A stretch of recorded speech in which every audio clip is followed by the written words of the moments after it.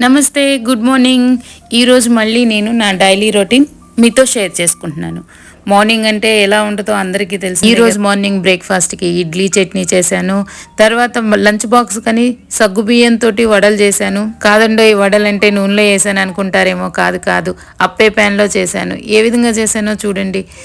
ముందు రోజు నైటే సగ్గుబియ్యం నానేసి దాంట్లో కొంచెం వేరుశెనగపప్పుల పొడి అంటే బాగా మెత్తగా కాకుండా కోర్సుగా మిక్సీ పట్టుకొని వేసుకోవాలి. దానికి తోడు పచ్చిమిరపకాయలు, జీలకర్ర, కొత్తిమీర, బాయిల్డ్ పొటాటో వేసి మిక్స్ చేసి దాన్ని అప్పే ప్యాన్లో పెట్టుకోవాలి. అవి మంచి గోల్డెన్ కలర్ వచ్చే వరకు వేయించుకుంటే మంచి రుచిగా ఉంటాయి. నూనె తగ్గిద్ది, హెల్తీ, టేస్టీ ఉంటుంది. తర్వాత చట్నీకి తాలింపు వేసాను.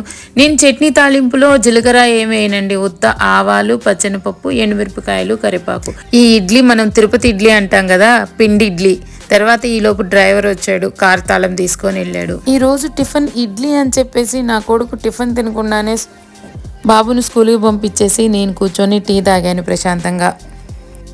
కొంచెంసేపు అలా కూర్చొని బయటికి వెళ్ళి చూస్తే మళ్ళీ పెద్ద వర్షం పడుతుంది. ఇక్కడ ఇది రైనీ సీజన్లో ఇక్కడ వర్షాలు చాలా. తర్వాత యాజ్ యూజువల్ స్నానం, పూజ అయిపోయాయి. తర్వాత నేను ఈరోజు మళ్ళీ డాన్స్ ప్రాక్టీస్ కని వెళ్తున్నాను. ఈరోజు నాది స్పెగటీ. ఆంటీ వాళ్ళకు కూడా స్పెగటీ పెట్టి తినమన్నాను. నేను వీడియో తీస్తున్నానని మా ఆంటీ సిగ్గుపడుతుంది. స్పెగటీ అంటే ఏం లేదండి, మన ఊర్లో బండి మీద అమ్ముతారు కదా నూడిల్స్, దాంట్లో అయితే సోయా సాసు అన్నీ వేస్తారు. దీంట్లో సోయా సాస్ ఏమీ ఉండదు. తర్వాత అయితే నేను బయలుదేరాను. నేను ఎక్కడైతే డ్యాన్స్ ప్రాక్టీస్కి వెళ్ళానో అక్కడ వాళ్ళ ఇంట్లో గుత్తొంకాయలు చాలా ఉన్నాయి. బాల్కనీ నుంచి వ్యూ కూడా చాలా అందంగా ఉంది. నార్మల్గా మాకు ఇక్కడ గుత్తొంకాయలు అయితే దొరకవు. ఆ గుత్తొంకాయలు చూస్తే ఒక టెంప్టేషన్ వచ్చేసింది, అందుకే మీకు కూడా చూపించాను.